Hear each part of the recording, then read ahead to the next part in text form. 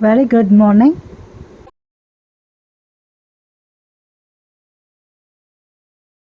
முன்னொரு காலத்தில் ஒரு காட்டில் ஒரு பெரிய யானை வாழ்ந்து வந்தது. அது மிகவும் அகங்காரம் கொண்டது, தன்னை விடச் சிறிய விலங்குகளை எப்போதும் மட்டமாக மதிப்பிடும்.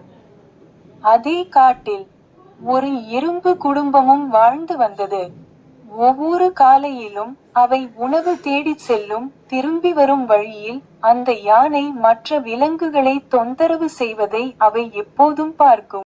ஒரு நாள் எறும்பு குடும்பம் தங்களுக்கு தேவையான உணவை சேகரித்துவிட்டு திரும்பிக் கொண்டிருந்தபோது, அந்த யானை தன் தும்பிக்கை நிறைய தண்ணீரை எடுத்து அவற்றின் மீது பீய்ச்சியது. நீங்கள் இப்படி மற்றவர்களை துன்புறுத்தக் கூடாது என்று எறும்புகளில் ஒன்று அழுதது. வாயை மூடு, குட்டி எறும்பே. சும்மா இரு, இல்லையென்றால் உன்னை மிதித்துக் கொன்றுவிடுவேன் என்று யானை கோபமாகச் சொன்னது.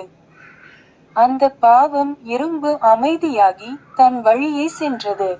ஆனால் அந்த அகங்கார யானைக்கு ஒரு பாடம் கற்பிக்க அது முடிவு செய்தது.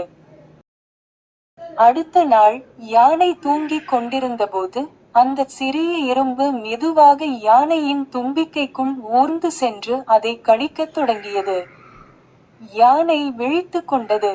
தன் தும்பிக்கையிலிருந்து எறும்பை வெளியேற்ற எல்லாவற்றையும் முயற்சி செய்தது, ஆனால் முடியவில்லை. இவ்வளவு பெரிய விலங்காக இருந்தும் அந்தச் சிறிய எறும்பை வெளியேற்ற அதனால் ஒன்றும் செய்ய முடியவில்லை.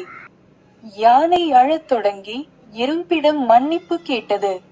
நீங்கள் மற்றவர்களை துன்புறுத்தும்போது அவர்கள் எப்படி உணருவார்கள் என்பதை இப்போது நீங்கள் புரிந்து கொண்டீர்கள் என்று நம்புகிறேன் என்று எறும்பு சொன்னது.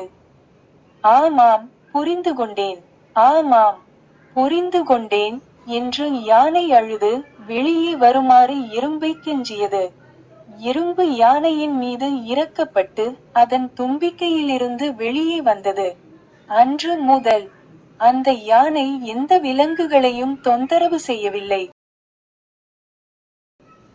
யானை மற்றும் எறும்பு கதையின் நீதி: யாரையும் ஒருபோதும் குறைத்து மதிப்பிடாதீர்கள் மற்றும் துன்புறுத்தாதீர்கள். Like, share and subscribe for more videos.